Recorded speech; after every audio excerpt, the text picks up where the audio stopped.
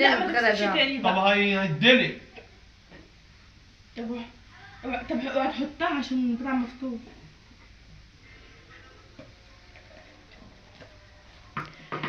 ده حال يا جماعه الواحده اللي بتعمل عصير لاول مره في حياتها. اذكى واحده في العالم حبيبتي الله يرزقك.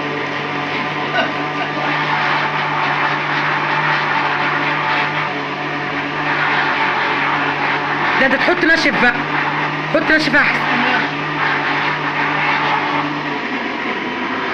كفايه ينفعش هيديلك في الارض. هي لو ذكيه ما كانتش حطت الميه، حطت ناشف بس. انا قلت انا صح يا بنتي، قلت ليه؟ وانا سامع. اذكى واحده في العالم.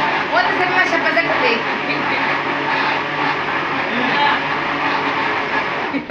انت بتبص لها قوي ليه؟ ناسي وما تحطش ميه تاني. اضرب على الشاطر الميه اللي في بس. اعمل ايه يعني؟ حط بقى الخلاط. شغالي يلا. حط يا بنت الاول ناشف. طب حط ناشف. حط ناشف. رجاله حط ناشف. امسك كده. خفيف.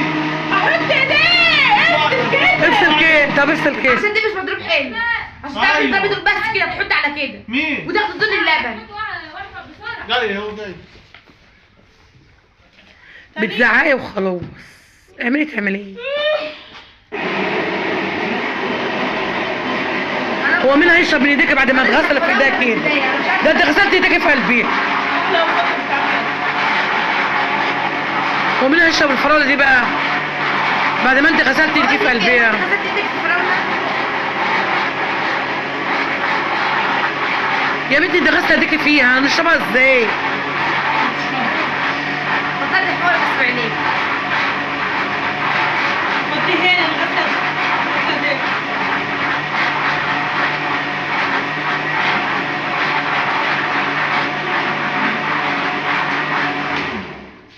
هو انا اللي فضيت دي هنا. ليه؟ ايوه فاتت في الكوبايه بقى. ما ده مش هيقضوا. نجحت يما العمليه؟ اسكت يا احمد، ده غسلت ايديها في قلب الفراوله مش عارفه. يا بعد ما غسلت ايديها في الفراوله كده، مين هيشرب منها بقى؟ تطلع عسل. انتوا خدتوا الخام بقى واديتوا لي اللي ما حطيتوا عليها ميه، وانا ما كنتش هحط عليها ميه اصلا. طب ما قدامك خام قد كده اهي. اهو ما تحط دلوقتي، حط دلوقتي واضربي عليهم. ايوه يا شيخ. دول هيطلعوا كتير. ده دلوقتي اكتر من اللي انت ضربهم دول. هيطلعوا كتير. الله يقرفك. الله يقرفك. اوعي ارفعي ايدك. وانت بتعطسيش يا غير مالك في ايه؟ مش عارفه الاول.